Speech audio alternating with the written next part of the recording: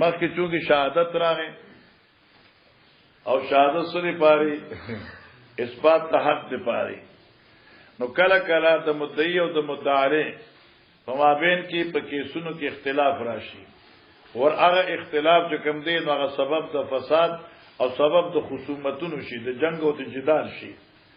پوښي نو کله چې جنگ او د جدال ته نوبت ورسي نو شریعت دا نه وي چې د دنیا باندې ځان غرق کړي شریعت دا وي چې صلح وکړي پوښي کنه مصالحت وکړي ځکه په دې صلح سره امن قائميږي او قسطلانی صلح ستوي قطع النزاع نو وګوره مدعی مطالب مس کې د نزاع راغلی و نو اصلو بیان د قطع النزاع چې لکه هغه کار مکوي چې کم کې نزاع راځي او اول امام بخاری علیه رحمت او فضیلت صلح باندې احادیث راوړي بیا استاد موحشی په دې باندې ډیر باس کړ دې چې د صلح ډیر قسمونه دي یو هغه صلح چې په مابین د مسلمان او د کافر ده لکه صلح حدیبیه ان قریب را روانه ده یو صلح هغه ده چې په منځ د خځو د خاوند ده پست نشوز او د بد اخلاقۍ د خځې یا د سړی نه دیمه ذکر د صلح په مابین د هغه ډلو باغیو کې لکه قران وی فاصلو بینهما دیشه دارنګ مولوی صاحب صلح د بادشاہ طرف نه خپل رعایاو باندې چای ته صلح د خراج ویل کیږي جی نقصان د صلح ډیر دي باب ما جاء فی الاسلام بین الناس باب په بیان د ترغیب د صلح کول په منځ خلقو کې وقول الله تعالی لا خیر فی کثیر من نجواهم الا من امر بصدقه و معروف او اسلام بین الناس عالم وکنا ادي سړیو او کله چې صلح لراغلو نو دایته ویلو دا دغه د علمیت دلیلو ځکه چې مقتضى الحال باندې خبره کول دا د علم دلیل دی وخروج الامام الى المواضع ليصلح بين الناس باصحابه او وتل د امیر الى المواضع زینتا چې اصلاح شي په منځ د خلقو کې اصلاح بالاصحاب راشي وکلا کلا راياو کې اختلاف نو امیر سے بلار شي اختلاف ختم کی جی وبه قال حدثنا سعيد بن ابي مريم قال حدثنا ابو غسان قال حدثني ابو حازم عن سهل بن سعد انه ناس من بني عمرو بن عوف كان بينهما شيء دا دي استامخ کې ویل چې نبی علی السلام راغلو او موز لپاره بني عمر کې اختلاف راغلو یو په ګټو وشتو او بیا چې موز تیمو ش ابو بکر موزو کا او بیا نبی اسلام په منځ کې لا حدیث تاشل زل ویل دماغه في ناس من اصحابه يصلح بينهم فحضرت الصلاه ولم يأذن النبي صلى الله عليه وسلم فأذن بلال بالصلاه ولم يأذن النبي صلى الله عليه وسلم فجاء الى ابي بكر فقال ان النبي صلى الله عليه وسلم حبس وقد حضرت الصلاه انت الناس فقال نعم ان شئت فاقام الصلاه فتقدم ابو بكر ثم جاء النبي صلى الله عليه وسلم يمشي في الصفوف حتى قام في الصف الاول فاخذ الناس في التسبيح حتى اكثر وكان ابو بكر لا يكاد يلتفت في الصلاه فالتفت فاذا هو بالنبي صلى الله عليه وسلم وراه فاشار اليه بيده فامره ان يصلي كما هو فرفع ابو بكر يديه فاحمد الله ثم رجع الكهتر وراءه حتى دخل في الصف فتقدم النبي صلى الله عليه وسلم فصلى بالناس فلما فرغ اقبل على الناس فقال يا ايها الناس اذا نابكم شيء في صلاتكم اخذتم بالتسبيح انما التسبيح للنساء من نابه شيء في صلاته فليقل سبحان الله فانه لا يسمع احد الا التفت يا ابا بكر ما معناك حين اشرت اليك لم تصلي فقال ما كان ينبغي لابن ابي قحافه ان يصلي بين حين اشرت اليك لما تصلي يا لم تصلي تچلو فقال ما كان ينبغي لابن ابي قحافه ان يصلي بين يدي النبي صلى الله عليه وسلم وبه قال حدثنا مسدد قال حدثنا معتمر قال سمعت ابي ان انس قال قيل للنبي صلى الله عليه وسلم لو اتيت عبد الله بن ابي فانطلق اليه النبي صلى الله عليه وسلم دا ابن ابي جو دا موږ مخکې ویل دا واقعا کنه دا د دې د تاج پوشه رضوا او نبی اسلام ته صحابو چې تلار شو هغه ته بیانو کا چې اسلام قبول کی وراشي جی فانطلق المسلمون يمشون معه وهي ارض صدقه فلما دا یو زمکوا داسي خورانا کا دوړو والا وا پیروا قال الیک ان والله لقد اذن الیک ان دې بدبخت نبی اسلام ته دمانه پټړه شه لقد آذانی نتن حمارک استاد دې حمار بدبوئی مال تکلیف راکا فقال جمله الانصار منهم والله لحمار رسول الله صلى الله عليه وسلم اطيب ريحا منك واه ما شاء الله ما شاء الله ما شاء الله دا د ایمان تقاضا ده آی ورته د ګندېړه کی زویا پوه شو کنه د پیغمبر علیه الصلاۃ والسلام حمار هغه د ستانه زیات خوشبودار دی ته سوچستا د حمار بدوی مال تکلیف راکا د حمار کې کومه خوشبو پراته هغه د تا کې دمر نشته دی او تا ته څه پتا ده بیا دې ځکه هغه عالم نصر الباری والا واقعم ذکر کړی خداوی پنځ د هغه چې مسلمانی کنه نو مسلمان ته خو د پیغمبر علی السلام خوشبو ښکارېدله او ځکه تاسو مکه روایتونه کې ویلي چې پیغمبر علی السلام خلیبا خپلانو په شیشو کې جمع کول هغه عطر په ځای باندې استعمالول الله اکبر لیکن د پیغمبر خوشبو په يهودي او منافق باندې چرته راته شو دغه دلګان چې سپېګنی باندې وي او بقول د مولانا محمد رفیق یو میسج سره راغلو دا میسج والا وزګاری کنه چې هغه کم سړی دی چې د شیخ القرآن شاګرد او شیخ القرآن وی چې دا زما کې 60 دی چې چا ځنی ماوري دی واوري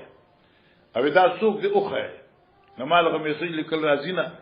هغه مولانا محمد رفیق تنار بابا چې ورته څخه ورته نو دا ډیر پوه او ډیر ذکی انسان او بالکل چې کوم ځکه شیخ ټوخه کړه الته کې دې ټوخه وکم دغه روایت دا دي چې هغه زبې د 30 سره چې لاس ملاو چې جلسو مرسو کې لاړ چم کنه او زما لاس به د 30 سره ملاو شي ما ته پته لګي هغه څنګه ته علم غیب لري به زما د لاس نه بدبي شروع شي ته چې دا زه پوجو چې ته به د 30 سره ملاس ملاو کړ دا وتا ته نه ښکاری نه ما ته ښکاری کنه دا خو اهل الله تی کنه ها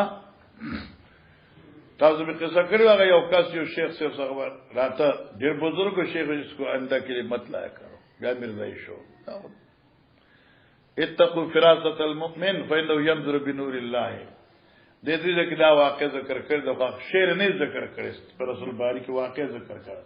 او شعر بدرته زوی وو بکف سرگین سگ سائی دبود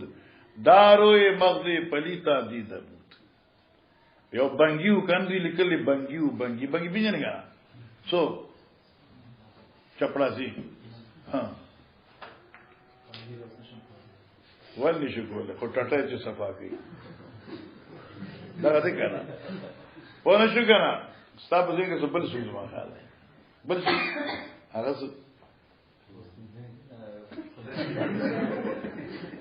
ها د بار حال چې کوم دی کنه او هغه بنگی چې اتارو په دکان باندې لاړو به وشو انو خلکو چې داس چلو چې نا بنگی راغې او زړه اسخا سرمن راوړله او دې پوزې ته نږدې کړه نو سره خوشاله شو شیخ بھائی هو بکف سرگینی سگ ساییده بود داروی مغزی پلیتا دیده بود دا دغه طرز فغضب لعبد الله رجل من قومه فصدما فغضب لكل واحد منهما اصحابه فكان بينهما ضربا باليد والايدي والنعال فبلغ شروع شو یو بل وهل په لختو په لازونو په پانو باندې نزلت عند طائفتان من المؤمنين اتصلوا فاصلحوا بينهما قال ابو عبد الله هذا ممن تقدم من مسدد قال هذا دا کوم روایت چې ما درته وی مما دا روایتونه دي انتخبت من مسدد چې ما دا منتخب کړی دي د روایتو د خپل شیخ مسدد نه او ځکه مسدد د امام بخاری استاد دی قبل ان يجلس ويحدث مخکې د جلوس او د بیانولو نه دي باب ليس الكاذب الذي يصلح بين الناس مقصد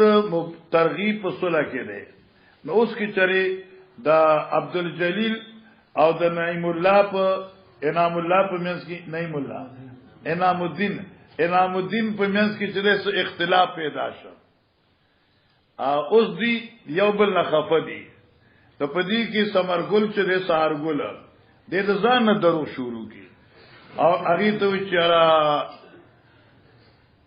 انعام الدین عبدالجلیل در پس ډیر خفه دي او وی زما د خمر غره دي او ما نه خفه دي طبيعت ډیر زیات خراب دي استاد دمر تعریف کو او ښا التلار شور انعام الدین ته وی چې الکا عبدالجلیل خو استاد دمره تعریف کاو چې حد نه سوا بیا راغی دې ته انعام الدین تعریف د دې یو په تزونه مایل شي یاره دا خبره خدای خو شیطان مینس کې راغی نو بس څنګه یو ځای کیږي په ضرورت او یو ځای کوم دې څه خبره رسول الله دا ګناه نه دی ها او دا وجه دا و چې خدای ته دروغ ویل جایز دي خو عادت بنه جوړه ہے نا چې خدای دا ته چې یاره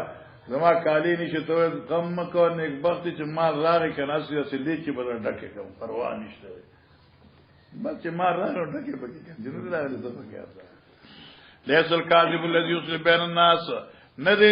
آسره دروجن چې اصلاح کوي په من د خلقو کې مان زړه مایله یو بلتا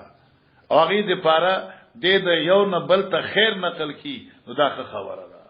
خو دی وخت خو څوک نه کی شر نقل کی زیات شي وفي قال حدثنا عبد العزيز بن عبد الله قال حدثنا ابراهيم بن سعد بن صالح بن شعب بن احمد بن عبد الرحمن اخبره انه ام كلثوم بنت عقبة اخبرته انها سمعت رسول الله صلى الله عليه وسلم يقول ليس كاذب الذي يصلح ليس الكذاب ندر دروجن الذي غسر يصلح بين الناس چې د اصلاح کې په من د خلقو کې فینمی خیرا او یقول خیرا د نقل کې ینمی اوړي د یو نبل ته خیر او د بل نبل ته خیر حالانکه هغه ویلی ني اصلاح کې دا صفت دي باب قول الامام لاصحابه اذهبوا بنا نصلحهم ګوره مسأله دا د سمرګلا ونه شو کنه مسأله دا چې عوام برازي مصالحت لپاره سمرګل څخه امیر څخه ٹھیک شو حق داده خو که چره عوام ناراضي او دا مفتی سحرګل چره د عوام لار شي او د اصلاح کی نو د دې خصفت ده باب قول الامام الاصحابي باب د بیان د قول د بادشاہ لاصحابي خپل مرګرو ته اذهبوا بنا نصلحو راځي چیزو منګه الت اصلاح کو دغي لفظي ما خدا اذهبوا بنا بوزه منګه چې اصلاح کو معنا زئی چیزو التا چې اصلاح کو او بادشاہ لارشي د مخاصمینو په میانس کې اصلاح لپاره دا د بادشاہ اعلی ظرفیت دی جی لکه پیغمبر اسلام چې تلو شاب قال حدثنا محمد بن عبد الله قال حدثنا عبد العزيز بن عبد الله الاوسي واسحاق بن محمد الفروي قال حدثنا محمد بن جعفر ان ابي حازم بن سالم بن سعد ان على قبائل اقتتلوا حتى تراموا بالحجاره فاخبر دوی جن کو اقتتلوا جګړه کوله تر دې چې بلوشتل په ګټو باندې فاخبر رسول الله صلی الله علیه وسلم بذلك فقال اذهبوا بنا نصلوا بينهم ما بوزه چلته کې صلو کما زیتو ها باب قول الله ان يصالح بينهما صلحا والصلح خير بس ان يصالح دا قرتی غیر مشهور ده او قرآن کې راځي ان يصلح بينهما صلحا وشي کنه چې صلح وکړي دوی په منځ د خزي خاوند کې صلح او صلح خیر او صلح د اختلاف نه ډیره بهتره ده جی وبه قال حدثنا قتيبة بن سعيد قال حدثنا سفيان عن هشام بن عروة عن أبيه عن عائشة رضي الله عنها وإن امرأة خافت من بعدها نشوزا عليها رأسا قالت هو الرجل يرى من امرأته ما لا يعجزه هو الرجل داغ سرير يرى من امرأته ما لا يعجبه هغه شی چې دیلا خوشالي نه تعجب کنا چی یندې د خوشاله لیدو نه خوشاليږي څنګه کبرن چې بوډا شوی دا او غیر یا سنو حالات دي وخته په سر کم دي پرشو کنا ځنی نشته ها فیرید فراقا بیا د اراده کې دغه سره د فراق تاسو پوښښ کنا اځه سخت ګران خبرې نه غوښنه دا مې زکه چې دلته کې اوس مخکې کیسو د بل جماعت زو یو ځړي واده وکړ دا جنې پر خدله د خلکو جمع پیدا جماعت تراغه ونی جنې بدکار دا وینا بس شکل دا وینا کنه بس زبانه دا وینا کسی چل دی کسی نه وړي کسی نه نشته خیال دی ورته کنه او کنه دا خیال نه دا چې وټي نه لګا فتقول امسكني واقسم لي ما شئت قالت فلا باس فتقول داخذوي امسكني تمازان سره ساته او اقسم لي ما شئت او مال ویش کی راکه چې سړي خوخوي چې شیشه راکه روټه کپڑا یا د صحبت موخوي او کینستا مرزي ده قال ذي فلا باس ذات راز يازي باب نزل له ولا صلح جور فهو مردود ما شاء الله باب دې په بیان دې خبري کله چې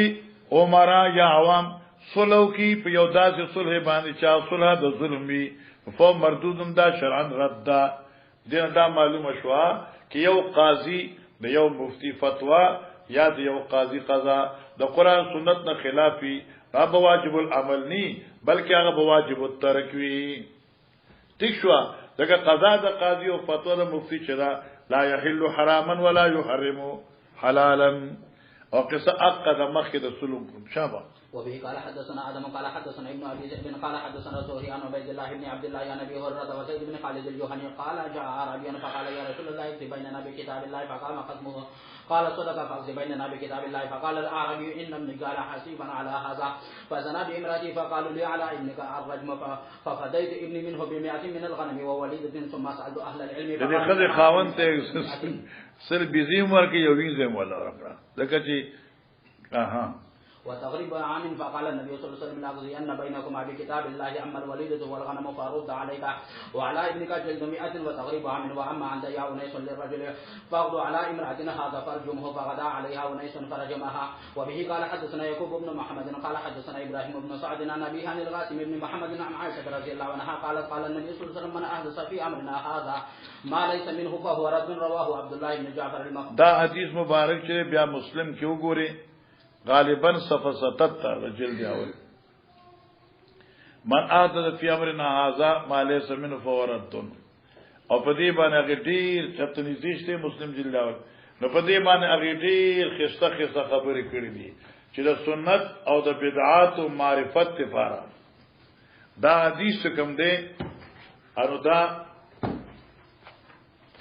بنیاد دی ښا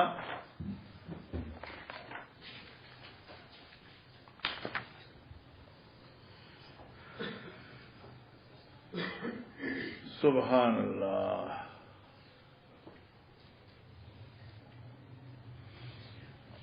ملاو نشو بیا وګورم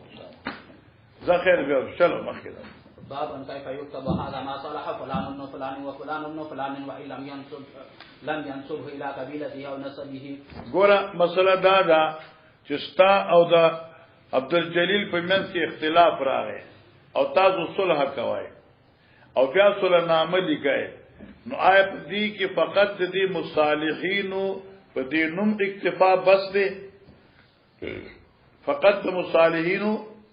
په نوم اکتفا بس دی اور یا نسب بهم لیکو کتم روی چې هاذا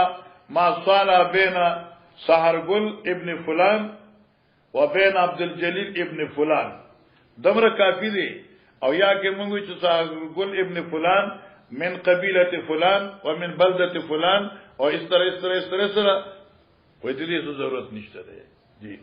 وبه قال حدثنا محمد بن بشار قال حدثنا غندر قال حدثنا شعبة عن ابي اسحاق قال سمعت البراء بن عازب قال لما صالح رسول الله صلى الله عليه وسلم على الحديبية كتب علي بينهم كتابا فكتب محمد رسول الله صلى الله عليه وسلم فقال المشركون لا تكتب محمد رسول الله لو كنت رسولا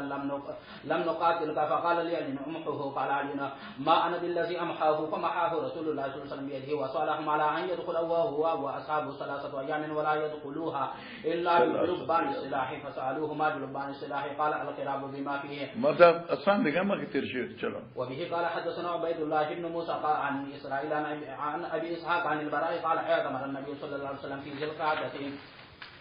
فأبى أهل مكة أن يدعوه يدخل مكة حتى قاضاهم على أن يقيم بها 3 أيام فلما كتبوا الكتاب كتبوا هذا ما قاضى عليه محمد رسول الله صلى الله عليه وسلم فقالوا لا نقر بها فلو نعلم أنك رسول الله ما منعك لكن أنت محمد بن عبد الله قال أنا رسول الله وأنا محمد بن عبد الله ثم قال لعلي أمح رسول الله صلى الله عليه وسلم قال لا والله لا أمحك أبدا فأخذ رسول الله صلى الله عليه وسلم الكتاب فكتب هذا ما قاضى محمد بن عبد الله لا يدخل مكة بسلاح إلا في القراب وأن لا يخرج من أهلها بأحد إن أراد أن يتبعه وأن لا يمنع أحدا من أصحابه أراد أن يقيم بها فلما دخلها ومزل أجلها أتوا عليا فقالوا قل لصاحبك أخرج عنا فقد مزل أجله فخرج النبي صلى الله عليه وسلم فتبعته ابنه فتناولها علي فأخذ بيدها وقال لفاطمة دونك ابنة عمك حملتها فاختصم فيها علي حملتها ما راوچت کرا رامي استخا فقال علي انا احق بها وهي بنت عمي وقال جعفر بنت عمي وخالتها تحت وقال زيد دې ماشي زما په نکاح کې ده فقضى بها النبي صلى الله عليه وسلم لخالتها وقال الخالة بمنزلة الأم وقال لعلي أنت مني وأنا منك وقال لجعفر إن أشبهت خلقي وخلقي وقال لزيد أنت أخونا ومولانا مولانا نمک استاد مولانا سیویل شیخا گناہ نہ دے باب صلح مع المشركين في عنا ابي سفيان وقال عوف بن مالك باب دې په بیان د صلح مع المشرکین چې نبی علیہ السلام چې دې په حدیبی میدان کې مشرکین سره مصالحت کړو هغه الله سو کال مصالحت او پای کې چې کوم شروط او هغه درې او دې حدیث کې بیان شو او مخکې وروسته یو طویل مختصر حدیث را روان دي ان شاء الله. وقال عوف بن مالك ان النبي صلى الله عليه وسلم ثم تكون هدنه بينكم وبين بني الاسفر وفي صاحب دا دغه تفصیل هدنه مصالحت به استاسو او د بنو اصفر په مس کې چارو میان دي. وقال موسى بن مسعود قال حدثنا سفيان بن سعيد عن ابي اسحاق عن البراء بن عازب قال صلى النبي صلى الله عليه وسلم عن المشركين يوم الحديبيه على 3 اشياء على ان من اتاه من المشركين رده اليهم ومن اتاه من المسلمين لم يردوه على ان يدخلها من قابل ويقيم بها 3 ايام ولا يدخلها الا بجبان السلاح السيف والقوس ونحوه بجلبان السلاح معنی په داسې حال کې چې اصلي با دا په تیکو کې بندي وي لکه السيف والقوس لکه تور شو او غش شو دي لنده شو فجاء ابو جندل يحجلوا في قيود يحجلوا ټوپونه ول په شان د زر کې د زر کې چې بلار دي داسې خوشي اردیم دا قوت کړي نو دی بم داسې ته دي فردوا إليهم قال أبو عبد الله لم يذكر معمل عن سفيان أبا جندل وقال إلا بجلب السلاح وبه قال حدثنا محمد بن رافع قال حدثنا سريج بن نعمان قال حدثنا فلان عن نافع عن ابن عمر أن رسول الله صلى الله عليه وسلم خرج معتمرا فحال كفار قريش بينه وبين البيت فنحر هديه وحلق رأسه بالحديبية وقعد عمر أن يعتمر العام المقبل ولا يحمل سلاحا عليه إلا سيوفا ولا يقيم بها إلا ما أحب فاعتمر من العام المقبل فدخلها كما كان صالح فلما قام بها 3 أمروا أن يخرج فخرج وبه قال حدثنا مسلم قال حدثنا بشر قال حدثنا يحيى عن بشير بن يسار عن سهل بن أبي حسمة قال انتقل عبد الله بن سهل ومحيصة بن مسعود بن زيد إلى خيبر وهي يومئذ صلح. تا پدا د مصالحت خبره وا چې نبی علیہ السلام د ځان دیت ډکړو دي باب صلح في الدية جی دا روایت مخکې تر شي دی سو زلا ربعی روایت ته شابه. وفيه قال حدثنا محمد بن عبد الله الأنصاري قال حدثني حميد أن أنس حدثهم أن الربيع وهي بنت النذر كسرت ثنية جارية فطلبوا العرش وطلبوا العفو فأبوا فأتوا النبي صلى الله عليه وسلم فأمر بالقصاص فقال أنس بن نذر أتكسر ثنية الربيع أتكسر ثنية الربيع دا استفهام انکاری دی خدا بطور مشوره ها یا اعتماد بر الله جی لا والذي بعثك بالحق لا تكسر ثنيتها قال يا أنس كتاب الله القصاص فرضي القوم وعفوا فقال النبي صلى الله عليه وسلم إن من عباد الله من لو أقسم على الله لأبره بس زاد الفزاري عن حميد عن أنس فرضي القوم وقبلوا الأربعة ندي تر قوم راضي ک او غي تاوان واغست او ربيع چوا د قصاص نه خلاص شو. باب قول النبي صلى الله عليه وسلم للحسن بن علي ابن هذا سيد ولعل الله أن يصلح به بين فئتين عظيمتين وقوله فأصلحوا بينهما. دا ځان سره نوٹ کړئ. باب ته بیان د قول د پیغمبر علی السلام چې ویلو په حق د حسن ابن علی رضی الله تعالی عنہ ابن هذا زما دانسه سیدون دی سردار د دنیا او د جنت د ځوانانو ولعل الله امیدکم چې الله پاک ان یصلح به بین فئتین عظیمتین چې زما د نصیب په وجه سره الله به د مسلمانانو په دوه غټو ډلو کې صلح راولي.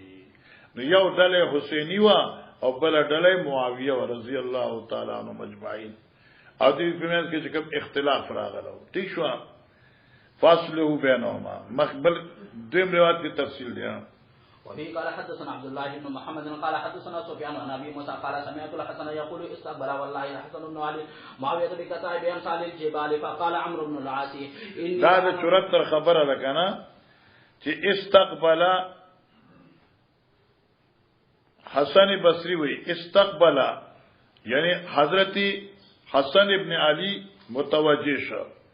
والله الحسن ابن علی معاویتا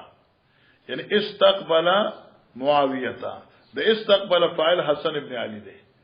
مخامخ شو حسن ابن علی معاویہ سیبتا بکتائبن بلخکر سرا امثال الجبال پشان د غرونو یعنی حسن ابن علی دمر فوج جمع د معاویہ سے په مقابله کې چې دنیا او د غرونو پشان لو فقال عمرو بن العاص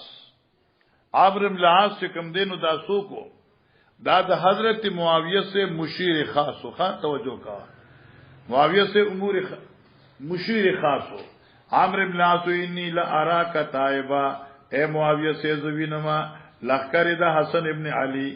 لا تولا دا بچری واپس لا نشی چری بشاو نہ گردی حتا تقتل اقرانها تردی چې دا اوجنی خپل مقابل معنی د حسن ابن علی دا لخر راغه او تمره ډیر کثیر او تعداد دی چې دا خو پشات لو والا نه دی او دا به ډیر جنگ کوي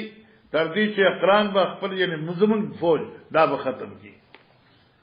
فقالوا معاویہ حضرت معاویہ سے ورتے وکان والله خیر الرجلین توجہ دا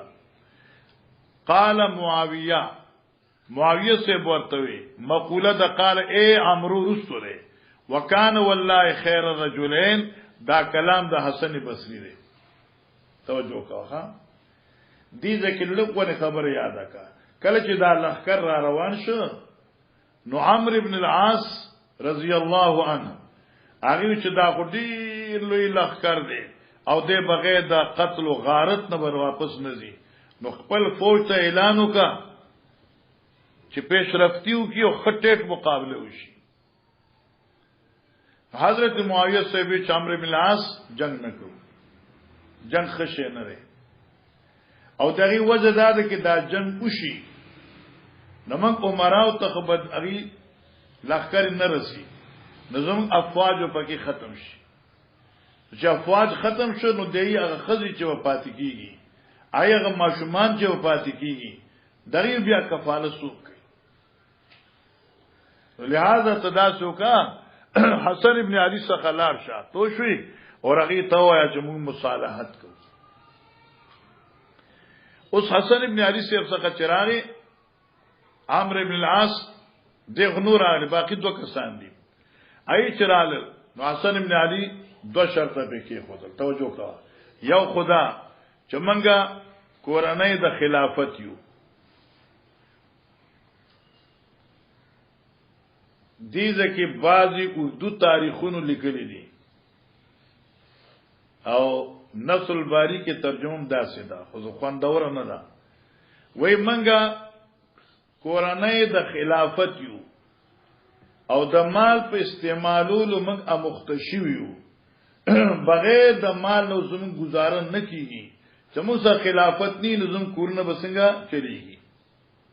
تا خبر فن کوي تا نصل باری داسې لیکل دي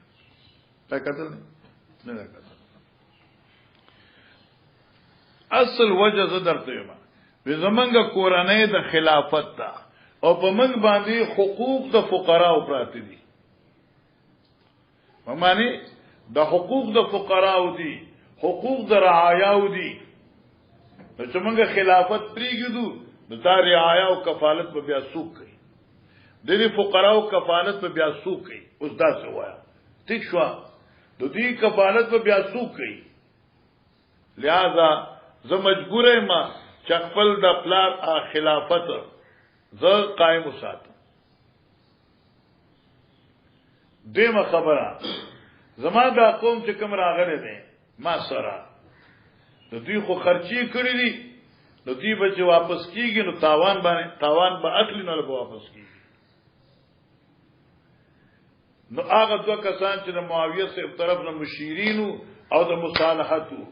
هغه ته معاویه سره چې شرط قبول شنو قبول دي دغه چې تاسو سوې مګه خبره کو اخر شروط کې خوده شو معاویه سے قبول کړه فما بین د علی صاحب حسن ابن علی صاحب او د بین معاویه مصالحت شو نو حسین او معاویه بای بای ٹھیک شو کنه مولانا صاحب دغه حسن او معاویه بای بای شو د مشرکان مور د روافض مور مړ شو وخت جنازې نشته ٹھیک شو فرمایله اوس واکه دا ورته بإني لا ارى كتائبا زوینم دا لخکری لا تولا دابن پشا کیږي حتا تقتل اقرانها تر دې چې مړ کې خپل مقابل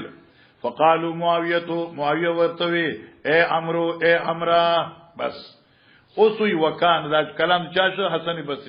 حسن بصری والله خیر الرجلین قسم می دی پلا چې معاویه سے په دواړو کې ډیر بهتر انسانو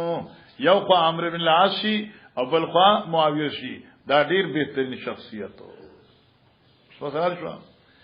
و ان قتل دا معاویه سے کلام دی ان قتل هؤلاء کی چرو وجنی لخر د حسن هؤلاء زما لخر هؤلاء او زما لخر وجنی دغی لخر نو من لی بی امور الناس نو سوک بپات جمال نگرانی کونکے پا معاملاتو دا خلقو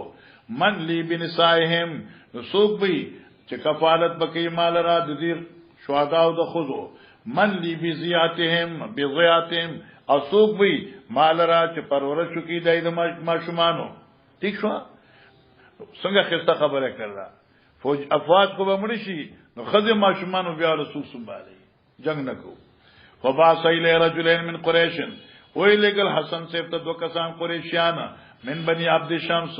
عبد الرحمن ابن سمرا ویو و عبداللہ ابن عامر ویدوا فقال معاویہ سے دویتو اذهبا لارشے الى عذر رجل دی حسن تا فارض علیہ پیش کے زمان طرف نپائی بانی صلحا وقولا لو او تاسو ورطوئے وطبا الیہ وغین مطالبو کے فاتیاو لارشے فتقل علیہ دوی لار فتکلم خبر شروع کے وقال له ادي دوار ورتوي وطلب الیه دغنه مطالبه وکړه فقال لهم الحسن بن علي نو دي دوار قاصدان حسن بن علي وي ان بنو عبد المطلب من عبد المطلب اولاد قد اصبنا من هذا المال من ته ملاو شو دا مال د خلافت امارت مالنا تیشوا وان هذه الامه خاصه اصبنا من هذا المال نمنگ تا ملاو شو دا مالونا او پا منگ بانی حقوق در آیاو دی او دا غرباو دی و ان حاضر امتا او دا ڈالا چکم ما سردا قد عاصت فی دمائها عاصت ماندوی کی فساد نو عاصت سمانا دوی مطالبه کی دوی پا امید کی داش مانو کم امید کی دی فی دمائها اگا ایوز دوینو اخفلو اگا ایوز دوینو ٹھیک شمری سبا لکه پوردو کی طاق لکی دوی په طاق کی دی په هغه ایواز دوینو کې یعنی انتظار کی دی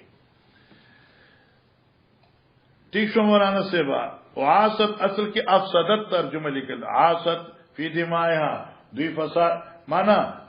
نقصان شوه د دوی په وینو کې او دا مانا خشوا نقصان شوه د دوی په وینو کې مانا د دوی پلاران یارونه دوستان وجل شوی دي دوی خو مخامخ دي تاوان اخلي یا څه عاصت فساد شوه دے فی دمائها بربادی شوه د پوینو دوی قالا دی دوارو قاصدانوی فینو یاردو علیک کذا و کذا معاویہ سے تا ته پیش کی دا او دا مالونا ویتبو الیکا او تان مطالبه رسولی کی ویسالوکا فقال من لی بهذا حسن وی دی خبر ذمہاری سوک را کی قالا دی دوار نحنو لک به من ذمہارانیو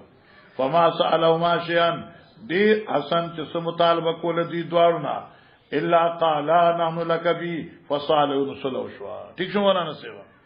قال حسن بصری وی ولقد سمعت ابا بکر يقول رايت رسول الله صلى الله عليه وسلم المنبر والحسن بن علي الى جنبي وهو يقبل على الناس مره نبی علیہ السلام به یو وقت مخوار او خلقتا وعلي اخرى او حسن بانی بل طرف ته منبر باندې تقریر کو حسن ځان سره کېنولو او کله بخلقو تقتل او کله حسن ابن علی تبع قتل ويقول ان ابني هذا زما دا بچي چې دې سیدم سردار دې ولعل الله يصلح بي بين فئتين عظيمتين من المسلمين او الله با صلح راولي په مند دو لوی لوی فرقو د مسلمانانو معلومه شو چې باغیان نو ښا او دا ځان سره لیکا چې مو علي صاحب حسن لخر اعلی نو معاویه صاحب لخر د مسلمانانو لخرو فئتين عظیمتين من المسلمین بس علي صاحب نو چې چاته پوس کړو چې دا کافرو چې تا د جنگ کوي نه وی مشرکان وینا وی باغیانو وینا ولی رسو وی اخوانونا کازمون گرونو بس راغی جنگ پاکی میاز گئی قال ابو عبداللہ قال علی ابن عبداللہ انما صایندنا سمال حسن من ابی بکرت بیاد الحدیث خلق کوئی چه حسن بصری دا ابی بکرنا روایت کے سما نشته ده وی دا حدیث پا دی خبری دلیل ده چه دا حسن بصری سما دا ابی بکر سے ابنا ثابت ده دی باب هل يصير الامام بالصلح آیا اشاره کول شي امام په مصلحت سره په مصالحت چاله کما سره صلح وکا وای او کول شي لکه حدیث ته شي وفي قال حدثنا اسماعيل بن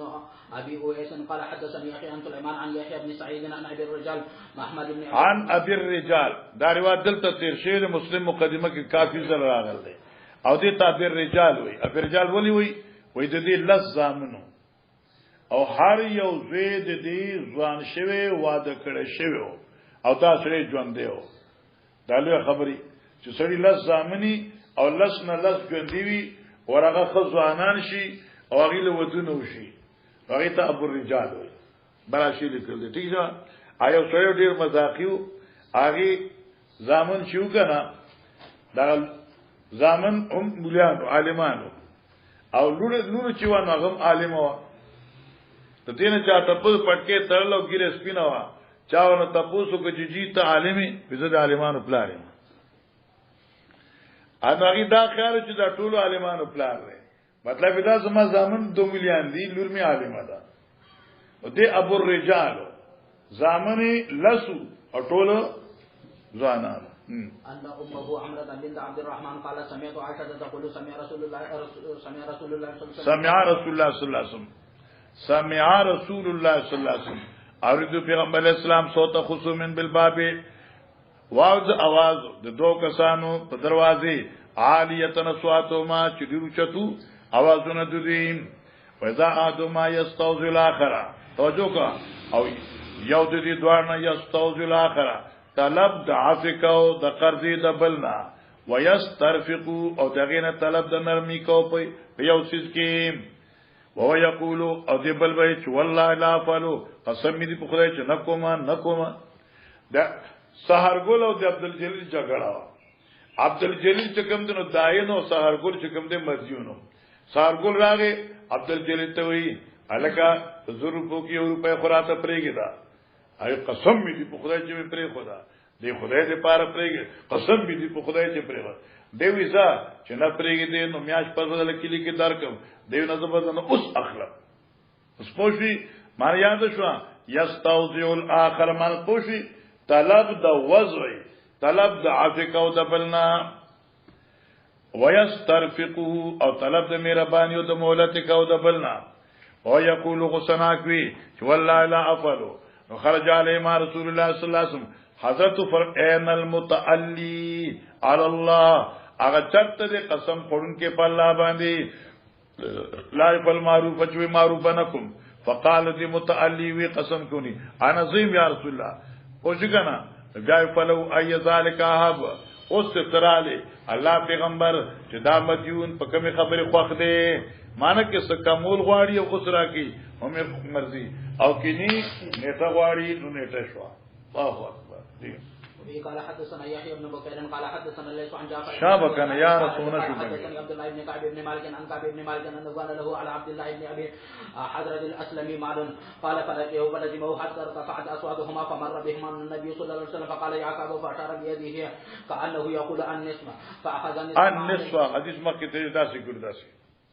وذكر النصف باب فضل الاصلاح بين الناس والعدل بينهم باب دې په بیان د فضیلت اصلاح بین الناس والعدل بینهم او بیان د فضیلت انصاف کولو په من د خلقو کې دي وفي قال حدثنا إسحاق قال أخبرنا عبد الرزاق أخبرنا عمر عن همام من النبي هريرة رضي الله عنه قال رسول الله صلى الله عليه وسلم كل سلام من الناس عليه صدقة كل يوم تطلع فيه الشمس يعدل بين الناس صدقة باب إذا يعني معنی دا هر یو جوړ د انسان صدقه ده هر اغرض چې پکې نور راخیږي پوښي نو یاد بس اوس دې صدقو کې یو عدل بین الناس دی جی مخکې بابا اذا اشار الامام بالصلح فاباح حكم عليه بالحكم البين اذا اشار الامام بالصلح کله چې امام مدعی او مدعی مخاصمین ہوتا اشاره د صلح کی فابا یو دغین انکار کی نو حکم علی بالحكم البين نو فیصله بو کی قاضی په یو داسې فیصله سره چې بالکل واضح وي په پورا کولو د حقوق سره بېمانه چې واضح وي په پورا کولو د حقوق سره مده پوښي څنګه هغه واقع د شراج ده نبی رسول الله ته لګي بو اخلا هغه د خدای ترزویلی نبی رسول الله پولو پورې ډک کا خپل پټه بیا پېګدا دا حکم بیان شو یعنی فیصله په اعتاد حق زبیر تا جی وبه قال حدثنا ابو اليمان قال اخبرنا شعبان بن زهري قال اخبرني عروه بن زبير ان زهير كان يحدث انه خاتم رجلا من الانصار قد شهد بدرا الى رسول الله صلى الله عليه وسلم في شراج من الحرب دین معلوم دا سره بدری اوسه صحابیو خو چونکی دله چې غسر اعلی نو ځکه چې دې بلډ پریشر هاي شنو په ځان پوه نشو جی کله غصه غالب شي نو بیا جی فقال رسول الله صلى الله عليه وسلم لزبير اسقي يا زبير ثم ارسل الى جارك فغضب الانصاري فقال يا رسول الله ان كان ابن عمتك فتلون وجه رسول الله صلى الله عليه وسلم ثم قال اسقي ثم احبس حتى يبلغ الجدرة فاستوى رسول الله جدرة بلوتا حينئذ حكه للزبير وكان رسول الله صلى الله عليه وسلم قبل ذلك اشار على الزبير برأي ساعة له وللانصاري فلما احفظ الانصاري حركت غصك انصاري پیغمبر الاسلام استوعى للزبير حقه نو محفوظ اوسات زبیر ته حق داغي فی سریل حکم په واضح فیصله سره استومان بسکه محفوظ اوسات حق د زبیر فی سریل حکم په حکم صریح سره قال قال زبير والله ما احسب هذه الايه نزلت الا في ذلك جی فلا وربك لا يؤمنون حتى يحكموك فيما شجر بينهم الآية باب صلح بين الغرماء واصحاب الميراث والمجازفة في ذلك وقال ابن عباس لا بأس ان بس باب د بیان د مصالحت بین الغرماء په منځ د قرضدارانو واصحاب الميراث او خاوندان د میراث والمجازفة في ذلك او په ادا د حقوق کې مجازفه پیژن کنه اٹکل تخمینه او دا روایت مخکې تیر شوی دی حضرت جابر سے مبارک وقال ابن عباس لا باس يتخارج شریکان گناہ نشته دی چې شریکان تخارجو کی دیوان مخکې خبره تیر تخارج به نه کنه خپل د حق نه دستبرداریو کی کله لغی مثال می درکو چې دو کسان شریکان وي او د دې 2 لک روپے بار وي لک روپے نقدي وي 2 لک روپے قرض وي او د کې اوسه تخارجو کی چې نقد استاشوي او قرضی بزو وصولو ما فیا خدا ذا دین و ذاینا یو قرض اوچته کیو بل عین واخلی فان طویل احدهما پس کی چر هلاکت راغه په مال د یو د خصمینو لم يرجع لا صاحبي رجوع بن کی په خپل مرګری باندې بس هغه بار تفصیل مخکې ته شاباس وبه قال حدثنا محمد بن بشار قال حدثنا عبد الوهاب قال حدثنا عبيد الله عن وهب بن كيسان عن جابر بن عبد الله قال توفي ابي وعليه دين فعرضت على غرماء ان ياخذوا التمر بما عليه فابوا لم يروا ان فيه وفاء فاتيت النبي صلى الله عليه وسلم فذكرت ذلك له ولم يروا ان فيه وفاء جمله خلاصه او دی قرضدارانو دا ګمان وکړه یعنی دای خیال ترانغه چې په دې کې به وفا د قرضی دا عبد الله وشي فاتحه النبي جی فذكرت ذلك له فقال اذا جددته فوزعته في المربد مربد معنی درمن موږ ته درمن وي درمن جی تاسو درمن فجاء ابو بكر وعمر فجلس عليه فدعا بالبركه ثم قال تقول معك فوفهم فما تركت احدا له على عبيد فما تركت احدا پریم نه خود یو کس له چې د دې احد علا ابي دینون چې زما په بابا قرضه وا الا قضيته ماشاء الله وفضل 13 وسقا 7 او جالس وسقا چې کوم دې په سر پات شو پوشوی وسقا عجوا وا کجورا وستة لون اشفق فسقا کجورا لونی وا وستة عجوة وسبعة لون شک راوی دے ٹھیک شو مخکې فوافقت مع رسول الله صلى الله عليه وسلم المغرب فذكرت ذلك له فزعك فقال ائت ابا بكر فزعك حضرت خوشاله شنو دا ذکر د حضرت د خوشاله په بناو جی فقال لقد علمنا اذ صنع رسول الله صلى الله عليه وسلم ما صنع سيكون ذلك وقال هشام عن وهب عن جابر صلاه العصر ولم يذكر ابا بكر ولا یعنی مخکې روایت کې مزدما خام ذکر دی او په دې بل روایت هشام عن وهب کې مزدما ذکر دی جی او په دې بل روایت کې دانشته دی چې ولا ذایکین خندا ذکر نشته جی وقال وترك ابي عليه 30 وسقا دينا وقال ابن اسحاق عن وهب عن جابر صلاه الظهر باب صلح بالدين والعين باب دې په بیان د مصالحت ته قرضی بالدین والعين یعنی دین معنی قرضا عین معنی نقد اموال جی وفيه قال حدثنا عبد الله بن محمد قال حدثنا عثمان وقال اخبرنا يونس التحويل وقال ليس حدثني يونس عن ابن شهاب اخبرني عبد الله بن كعب ان كعب بن مالك اخبره انه تقاضى ابن ابي حضرة دينا كان له عليه في عهد رسول الله صلى الله عليه وسلم في المسجد فارتفعت اصواتنا حتى سمعها رسول الله صلى الله عليه وسلم وهو في بيته فخرج رسول الله صلى الله عليه وسلم اليها حتى كشف سجف حجرتي اغه پردا د دروازې اخپلې جی فقال يعقوب فقال لبيك يا رسول الله قال بشر بيده ان زعيش شطرنیم ورته معاف کا فقال كعب قد فعلت بس معاف نکورتا نبی علیہ السلام مقابل ته قم فقزه پاسه کنه قرض خلاص کا جی چلو کتاب شروط بسم الله الرحمن الرحیم بس کنه